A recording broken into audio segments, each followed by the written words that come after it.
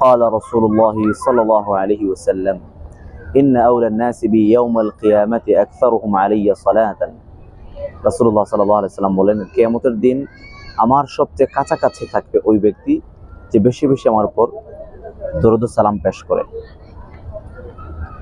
আমরা যে দোয়া করি, কোনো দোয়াই কিন্তু আল্লাহ সুবহানাহু ওয়া তাআলার কাছে কবুল হবে না যে দোয়ার শুরুতে দুরূদ শরীফ নাই।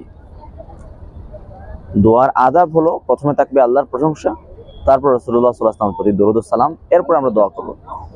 এই ব্যাপারে একটা হাদিস পাওয়া যায়, রাসূলুল্লাহ সাল্লাল্লাহু আলাইহি ওয়াসাল্লাম বলেন, আবু দাউদ তিরমিজি সহ অন্যান্য কিতাবে বিশুদ্ধ সনদে বর্ণিত, নবী রাসূল বলেন যে ইযা সাল্লা আহাদুকুম আনি ইযা দাআ আহাদুকুম, যখন তোমাদের মধ্যে কেউ দোয়া করবে, ফালিয়াবদা বিতাহমিদিল্লাহ ওয়া সানা আলাইহি, সে দোয়াটা শুরু করবে হবে আল্লাহ সুবহানাহু ওয়া তাআলার প্রশংসা, তার গুণকীর্তনের মাধ্যমে, সুম্মা লিসাল্লি আলা নবী অথবা সুম্মা লিসাল্লি আলাইয়া ওয়া কামা ক্বালা আলাইহিস সালাম, অতঃপর আমার উপর সে দরুদ পাঠ করবে, সুম্মা লিয়াদউ বা'দু বিমা শাআ ওয়া কামা ক্বালা আলাইহিস সালাম, অতঃপর এরপরে সে যা ইচ্ছা সে দোয়া করতে পারে। শুরুতে আল্লাহর প্রশংসা, তারপর রাসূলুল্লাহ সাল্লাল্লাহু আলাইহি ওয়াসাল্লামের দরুদ।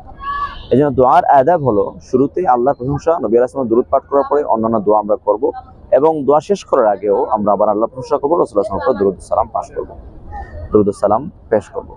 আল্লাহ তাআলা আমাদের সবাইকে বেশি বেশি দরুদ সালাম পেশ করার তৌফিক দান করুন। আল্লাহুম্মা সাল্লি ওয়া সাল্লিম আলা নবিয়িনা মুহাম্মদ ওয়া আলা আলিহি ওয়া আসহাবিহি ওয়া বারিক ওয়া সাল্লিম।